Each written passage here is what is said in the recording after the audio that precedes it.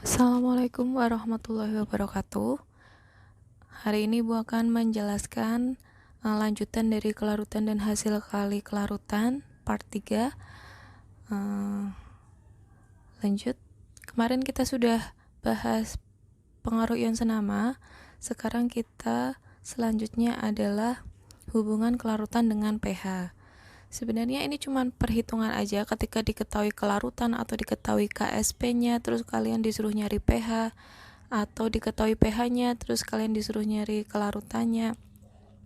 Itu caranya gimana? Jadi langsung aja ke contoh soal. Jadi kita bahas soalnya. Contoh soal yang pertama, diketahui harga KSP CaOH2 adalah 4 kali 10 pangkat min 6. Kemudian disuruh menentukan kelarutan, ya ini maksudnya. Tentukan kelarutan pada larutan yang pH-nya 12. Nah, oke, kita cari.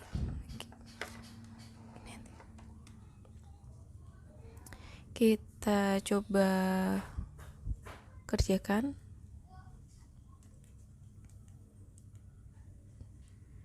Langkah yang pertama, kita reaksikan dulu, tulis dulu reaksinya. CaOH2 itu menjadi ion Ca plus 2 ya, 2 plus, sama ion OH min. Karena di sini OH-nya 2 kali, berarti OH min-nya koefisiennya 2. Kemudian kita tuliskan kelarutannya. Di sini misalkan S, di sini S, di sini 2S gitu ya. Nah, kemudian kita tahu CaOH ini adalah basa kuat. Kalau diketahui pH-nya, berarti kita bisa tahu kan pOH-nya. pOH sama dengan 14 dikurang 12 gitu ya. Karena pH-nya 12, jadi 14 dikurangi 12, pOH-nya sama dengan 2. Kita ingat lagi tentang asam basa, masih ada hubungannya ya pH dengan KSP. Kemudian karena pOH-nya 2, berarti kita tahu konsentrasi OH min-nya sama dengan 10 pangkat min 2 gitu. Nah, ini sama seperti pengaruh ion senama kemarin. Di sini ada OH. Nah, di sini juga ada larutan yang mempunyai ion OH-. Jadi ini sama seperti pengaruh ion senama juga ya. Jadi konsentrasi OH-nya nanti ada 2, ada 2S dan 10 pangkat min 2 gini. Ini kita masukkan. Nah, karena S itu sangat kecil nilainya, maka kemarin diabaikan. Maka kita dapatkan konsentrasi OH-nya 10 pangkat min 2. Jelas? Nah, sampai sini kemudian kita cari kelarutannya atau S-nya, yaitu KSP. Pakai rumus KSP sama dengan konsentrasi Ca2+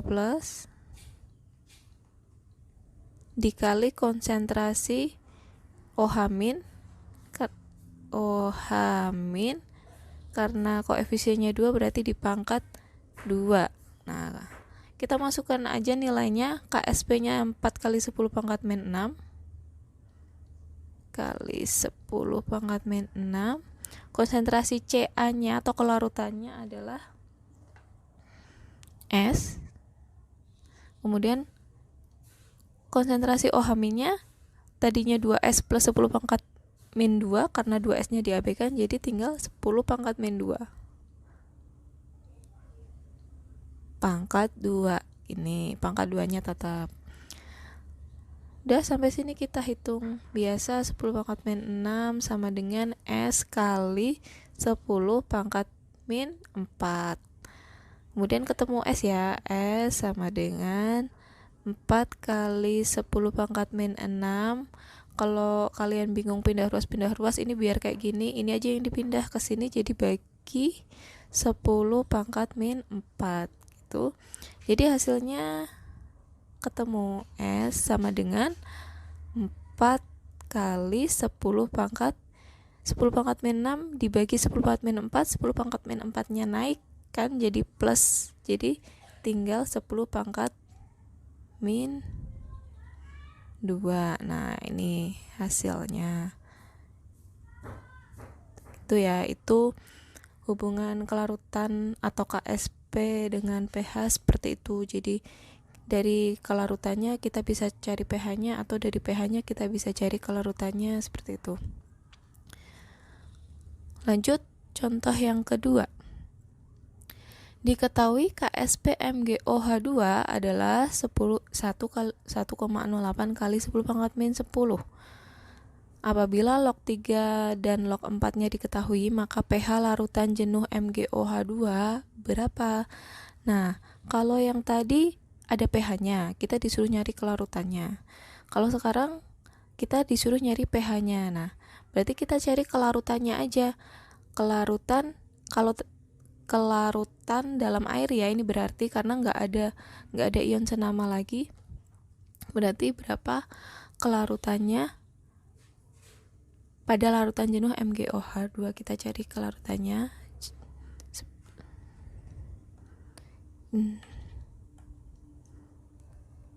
Gimana nih? Oh ini.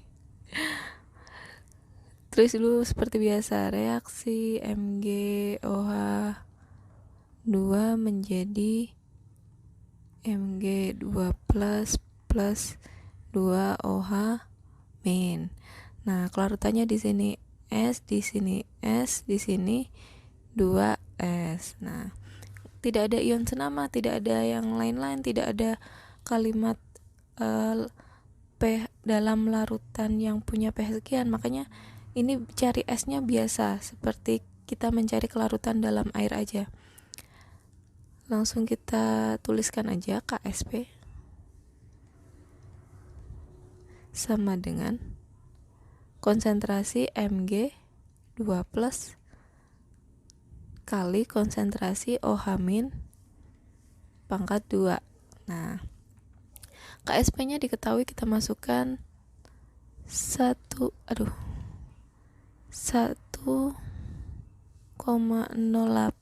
kali 10 pangkat min 10 sama dengan konsentrasi atau kelarutan Mg-nya itu S, kita masukkan S. OH min-nya itu 2S, kita masukkan 2S pangkat 2 ini. Nah, S kali 2S pangkat 2, 2S pangkat 2 itu kan 4S pangkat 2 dikali S, jadi 4S pangkat 3 gitu ya. Ini tetap 1,08 kali 10 pangkat min 10, 1,08 kali 10 pangkat min 10. Nah, sekarang kita hitung.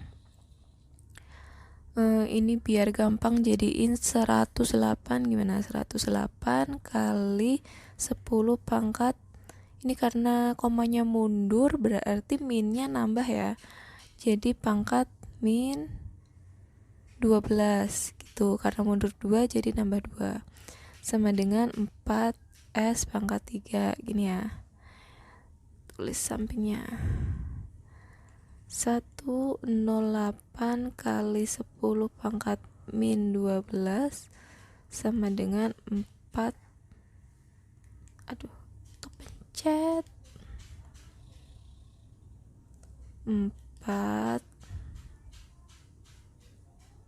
S pangkat 3. Sekarang 108 bagi 4 itu hasilnya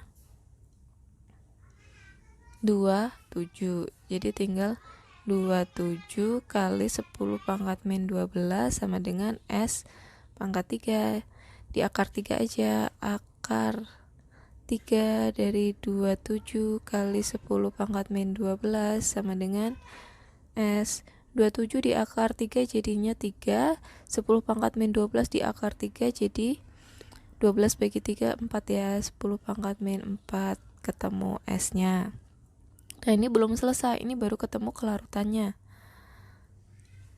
Nah, sekarang kalau mau mencari pH, karena kita tahu ini adalah larutan basah, berarti kita cari pOH dulu. pOH, ya kan? Nyari pOH gimana? pOH ini bahasa kuat ya. pOH itu min log OH min, ya kan? Nah, berarti kita harus tahu berapa konsentrasi OH minnya. Nah, di sini OH minnya adalah kelarutannya adalah 2S. Padahal S kita ketahui 3 kali 10 pangkat min 4. Jadi kita cari langsung konsentrasi OH min itu kan 2S. Nah, masukin aja, jadi 2 kali 3 10 pangkat min 4, hasilnya 6 kali 10 pangkat min 4. Nah, kemudian setelah tahu konsentrasi OH minnya, kita bisa nyari pOH-nya. pOH sama dengan min log 6 kali 10 pangkat min 4. Masih ingat ya? Jadi hasilnya pOH sama dengan 4 min log 6. Nah, ketemu 4 min log 6. Kemudian pH-nya 14 dikurang 4 min log 6 kurung gini. Jadi 14 kurangi 4 adalah 10 plus log 6. Wah, nggak cukup. 10 plus log 6 ya tadi ya. Ketemu pH sama dengan 10 plus log 6. Coba pindah ke sini. Nah, karena diketahui log 6-nya ada angka sekian, berarti log 6-nya kita masukin aja. pH sama dengan 10 plus log 6-nya 0,78. Jadi pH-nya 10,78 gitu aja. Nah, log 3-nya buat apa? Log 3-nya hanya untuk pengecoh. Jadi kalau ada soal seperti ini, tidak harus semua angka kita pakai gitu.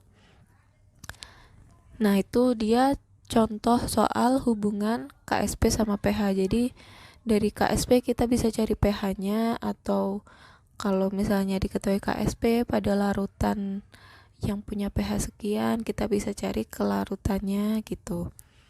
Seperti itu aja hubungan kelarutan sama pH. Nah, kemudian kita lanjut subbab selanjutnya karena masih ada satu subbab lagi.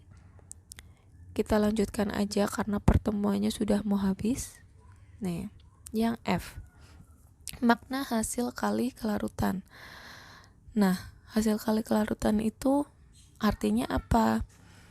Ini ada yang pertama, semakin besar nilai KSP maka makin mudah larut. Nah, ini diingat-ingat. Jadi kalau diketahui KSP sekian terus ditanyakan mana yang paling mudah larut, itu berarti kalau yang paling mudah larut artinya yang KSP-nya paling besar gitu. Kemudian makna yang kedua, nilai KSP dapat digunakan untuk memperkirakan ada endapan atau tidak gitu. Nah, jadi nilai KSP ini sebenarnya sudah ada datanya. KSP senyawa ini itu sudah ada datanya. Kemudian kita bisa hitung, kalau diketahui konsentrasinya kita hitung terus kita bandingkan sama KSP, nanti kita bisa memperkirakan itu mengendap atau tidak. Nah, ini yang akan kita bahas nanti setelah ini. Kemudian sebagai faktor dalam pemisahan zat dalam campuran dengan cara pengendapan efektif. Nah, ini karena hubungannya dengan pengendapan, maka kalau kita tahu larutan itu mengendap, kita bisa memisahkan endapannya gitu ya. Nah, kita akan bahas yang ini, yang nilai KSP digunakan untuk memperkirakan terjadi endapan ini. Lanjut ya. Memperkirakan terjadi endapan atau tidak. Nah, ini Pengendapan zat elektrolit dalam larutan dapat diperkirakan dengan membandingkan KSP terhadap nilai Ki. Nah, selanjutnya nanti kita akan kenal dengan HSP. Nah, sama sih cara menghitungnya HSP dengan KSP, cuman KSP itu sebenarnya sudah ada datanya ada. HSP ini hasil hitung kita, nanti kita bandingkan hasil hitung kita dengan data gitu. Nilai Hi adalah hasil kali konsentrasi molar awal dari ion-ion dalam larutan dengan asumsi zat terionisasi sempurna. Ini maksudnya cara menghitung kita kemarin ya, kita ionisasikan dulu, kemudian konsentrasinya berapa, kita hitung KSP-nya gitu. Nah, kemudian memperkirakan hasil endapan itu kita dengan membandingkan HSP dengan KSP kan tadi. Nah, kalau HSP atau hasil hitung kita itu hasilnya ternyata lebih besar dari data KSP yang ada, maka terjadi endapan. Kalau hasilnya sama, berarti terjadi larutan jenuh. Larutan jenuh itu adalah batas larutan itu dari larut dengan mengendap. Ya, ditambahkan sedikit lagi larutan itu akan mengendap, itu namanya larutan jenuh. Batas belum mengendap dengan terjadinya endapan itu namanya larutannya jenuh. Artinya udah penuh di situ ion-ion yang berikatan, jadi udah jenuh. Kemudian habis itu mengendap. Nah, kemudian ketika hasil hitungnya lebih kecil dari KSP, maka belum terjadi endapan. Belum jenuh atau belum terjadi endapan gitu. Nah, ini sebenarnya KSP itu sudah ada datanya seperti ini nih. Sebagian aja yang Ibu tampilkan ya, ada banyak. Nah, kalian nggak perlu menghafalkan karena nanti pasti di soal dicantumkan. Kalian tinggal membandingkan aja dengan hasil hitung kalian. Contoh langsung aja. Nah, ini agak ribet sih, tapi coba kalian perhatikan, semoga bisa dipahami ya. Sebanyak 100 ml CaNO3 2 kali 0,3 m dicampurkan dengan larutan 200 ml NaF 0,06 m. Diketahui KSP. Nah, ini yang Ibu maksudkan, KSP nanti diketahui datanya. Kemudian ditanyakan apakah terbentuk endapan CaF2. Nah, padahal di sini larutannya CaNO3 sama NaF, kok ditanyakannya CaF2. Nah, berarti kita cari kalau CaF2 itu, kalau kita mau cari KSP-nya, kamu butuh ion apa aja? Butuh ion Ca2+ sama ion F- gitu ya. F-nya ada 2, jadi koefisiennya 2. Ini, kamu butuh ion Ca2+ sama ion F-. Ion Ca-nya kita dapat dari sini, larutan Ca kalsium nitrat. Ion F-nya kita dapat dari natrium fluorida. Nah, gitu. Langkahnya pertama, yang larutan 1 kita ionkan dulu CaNO3 2 kali menjadi Ca2+ plus NO3-. Koefisiennya di sini 2. Nah, di sini diketahui ini mula-mula ya, 100 sama 0,3. 100 sama 0,3 itu berapa mol ya? Mol itu kan caranya M kali V, ini dipakai terus ya, diingat-ingat mol M kali V. Kita kaliin aja 0,3 kali 100 jadinya 30. Nggak usah jadiin liter, 30 gitu aja. Benar ya, 30. Kok 30 sih? Oh, benar ya, 30 milimol. Nah, karena di sini 30 berarti Ca-nya 30. NO3-nya boleh dihitung, boleh nggak, karena sebenarnya kita cuma butuh Ca aja. Kita tulis Ca-nya aja, nggak apa-apa. Ini kalau mau dihitung juga boleh 30 karena di sini koefisiennya 2 jadi 60 gitu aja. Nah, setelah CaNO3 kita cari ion Na. ion F dari NaF menjadi Na plus F min gitu. Sama kayak tadi, ini 200 kali 0,06 itu berarti berapa? 12.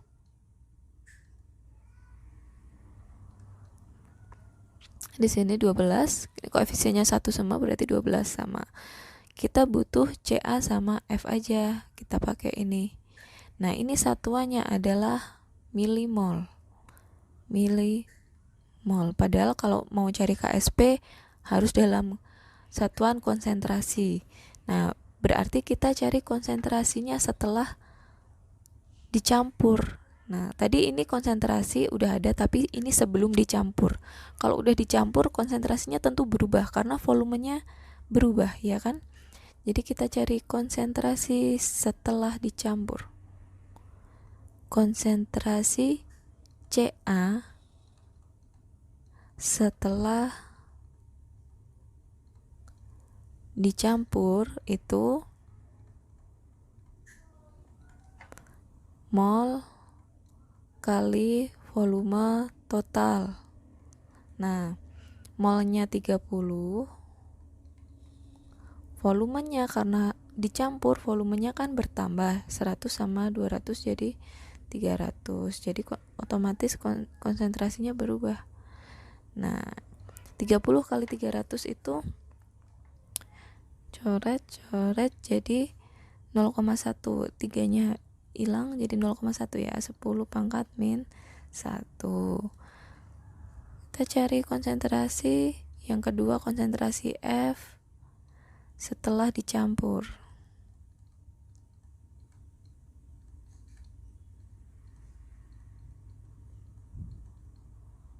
Sama, mol kali V total, V molnya adalah 12, V totalnya adalah 300, jadi ini bagi 3 itu 4, jadi 4/100 ya, 4 kali 10 pangkat min 2. Nah, udah dapat konsentrasi Ca sama F setelah dicampur, kemudian kita cari KSP-nya. KSP dari ini. Bukan KSP ya, KSP, karena KSP-nya sekian. Biar nggak bingung kita bedakan K sama Hi. Hi itu hasil hitungnya. KSP Ca F2 sama dengan konsentrasi Ca, ya, ini kita lihat reaksinya, Ca2 plus kali konsentrasi F min pangkat 2.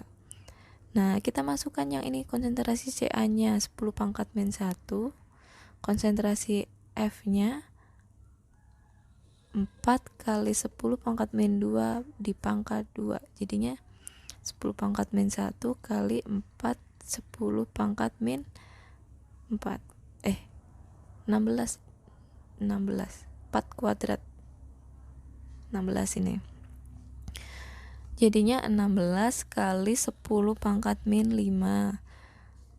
Biar enak kita jadiin 1,6, 10 pangkat karena ada komanya ke depan, jadi pangkatnya berkurang, jadi 10 pangkat min 4.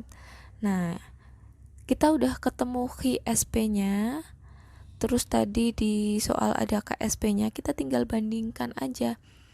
Bandingkan sama kayak tadi nih. Apakah KSP lebih besar? Apakah sama dengan atau kurang dari? Nah, karena KSP-nya adalah 1,6 kali 10 pangkat min 4, KSP-nya 3,2 kali 10 pangkat min 11, kita lihat min 4 sama min 11 lebih besar min 4 ya. Jadi kesimpulannya kita tahu KSP lebih besar dari KSP. Kalau lebih besar artinya apa? Artinya mengendap gitu. Mengendap. Nah, ini kesimpulannya. Nah, kalau ditanyakan apakah terbentuk endapan, berarti jawabannya iya gitu. Jawabannya iya aja, tapi proses mengerjakannya panjang. Itu ya. Satu contoh lagi. Nah, ini soal ini yang sering keluar di soal-soal SBMPTN atau UTBK atau UNBK, tapi sekarang udah nggak ada UN ya. Nah, soalnya seperti ini. Sebenarnya soalnya kelihatannya panjang, tapi cara mengerjakannya sama kok, kayak tadi. Sebanyak 20 mili larutan K2CrO4 0,01 m masing-masing dimasukkan ke dalam 5 wadah berisi 5 jenis larutan yang mengandung ion Ba2+, Ca2+, Cu2+, Sr2+, dan Pb2+, dengan volume dan molaritas sama dengan KCrO4. Jadi keterangannya volume dan molaritasnya sama dengan K2CrO4, berarti ini ya, volumenya 20, molaritasnya 0,01 gitu. Nah, diketahui data KSP, BaCrO4, CaCrO4, dan lain-lain, ini sudah ada datanya. Maka ditanya mana yang mengendap. Jadi jawabannya apakah yang mengendap BaCrO4 aja, apakah CaCrO4 aja, atau ada 2 yang mengendap, atau semuanya mengendap, atau semua tidak mengendap. Jadi jawabannya bisa macam-macam. Nah, caranya kita di sini ada larutan K2CrO4, berarti tulis dulu K2CrO4-nya. K2CrO4 ionkan, jadi K itu positif 1 sama CrO4 2 min. 2 minnya dari sini, terus K-nya ada 2, koefisiennya 2 gini. Kita lihat 20 mili konsentrasinya 0,01, jadi molnya 20 kali 0,01 gitu aja. 20 kali 0,01 hasilnya berapa nih? 1/100, nolnya hilang 1, berarti 2/10 ya, 0,2 milimol. Nah, kalau K2CrO4-nya 0,2 milimol, berarti di sini 0,4 milimol. CrO4-nya koefisiennya 1, ini koefisiennya 2 ya, jadi 0,4, ini koefisiennya 1, jadi tetap 0,2 sama. Gitu. Nah, kalau tadi diketahui 2 larutan, ini cuma diketahui 1 larutan, terus satunya ion. Nah, coba kita lihat ionnya, biloxnya sama semua, 2 plus semua gitu ya, volume dan molaritasnya sama dengan K2CrO4. Kita cari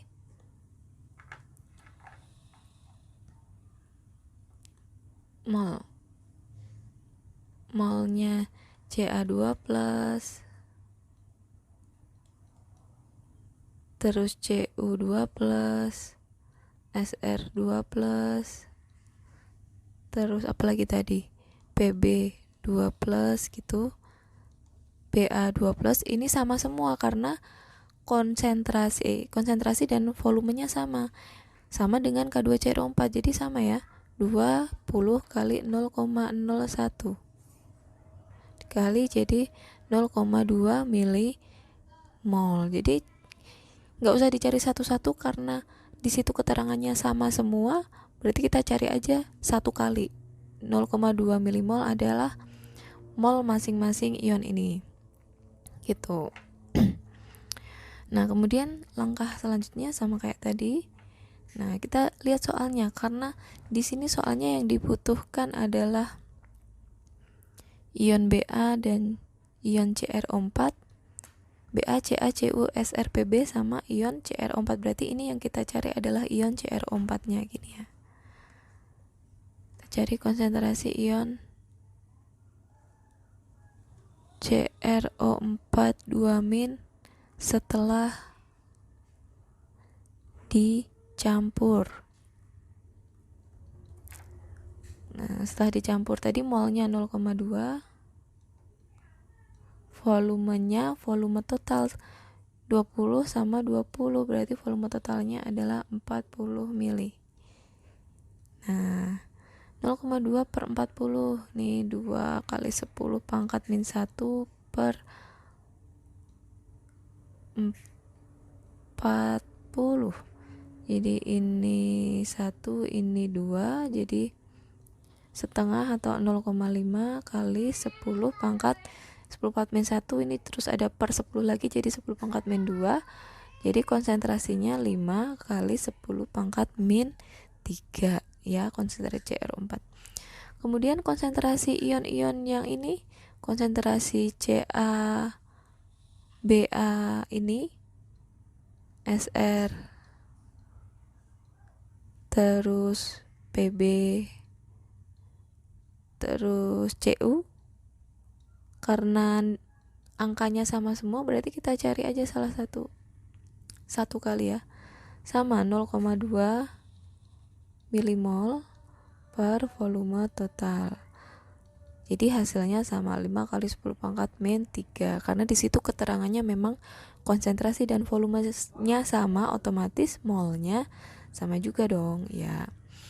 Nah, kemudian setelah itu kita cari HSP. HSP-nya siapa? HSP yang ada di data-data ini nih. Nih. Kita cari HSP-nya. Nah, apakah perlu mencari HSP 111 ini? Nah, kita lihat salah satu aja coba. Kalau BaCrO4 diionkan jadi Ba sama CrO4. CaCrO4 diionkan jadi Ca sama CrO4. Semuanya sama. Di sini S, di sini S, rumus HSP-nya jadi S kuadrat gitu aja kan. Semuanya sama. Ini juga Cu plus CrO4 gitu. Nah, karena sama semua, kita cari HSP-nya satu kali aja. Jadi, kita cari HSP-nya. Itu S pangkat 2. Kenapa S pangkat 2 ini kan gini kan? BaCrO4 itu diionkan jadi Ba2 plus sama CrO4 2 min. Koefisiennya 1, kalau di sini S, di sini S sama S. Jadi, rumus KSP atau rumus HSP-nya S kali S, ya kan? Konsentrasi Ba kali konsentrasi CrO4 gitu aja. S kali S jadi S kuadrat. Paham ya? Ini yang kemarin. Nah, langsung aja HSP-nya bukan S kuadrat sih. Maksudnya HSP-nya kita tulis salah satu aja sebagai sampel. Konsentrasi Ba kali konsentrasi CrO4 2 min. Konsentrasi Ba, Ca, Sr dan seterusnya sama, konsentrasinya 5 kali 10 pangkat min 3. Terus CrO4-nya juga sama, 5 kali 10 pangkat min 3. Dikaliin aja jadi 25 kali 10 pangkat min 6 atau 2,5 kali 10 pangkat, karena komanya maju jadi minnya berkurang, min 5. Nah, diketahui HSP-nya hasilnya 2,5 kali 10 pangkat min 5. Ini sama semua. Kalau kalian cari satu-satu nanti hasilnya HSP-nya sama semua, yaitu 2,5 kali 10 pangkat min 5. HSP atau KSP hitungnya sudah diketahui, maka kita tinggal bandingkan sama KSP yang ada di sini. Nah, yang mengendap itu ketika HSP lebih besar dari KSP. Nah, jadi yang mengendap itu yang kita cari yang KSP-nya lebih kecil kan. Dari ini 2,5 kali 10 pangkat min 5, yang lebih kecil yang mana? Yaitu ini 1. Ini lebih kecil ya, karena 10 pangkat min 10 sama 10 pangkat min 5 itu lebih kecil. Jadi yang mengendap adalah BaCrO4. Ada lagi atau cuman BaCrO4? Kita lihat. Ini 10 pangkat min 4, ini lebih besar, berarti ini tidak mengendap ya. Tidak mengendap. 10 pangkat min 5 sama 10 pangkat min 6, ini lebih kecil KSP-nya, berarti ini juga mengendap. Jadi yang mengendap selain BaCrO4 ada juga CuCrO4.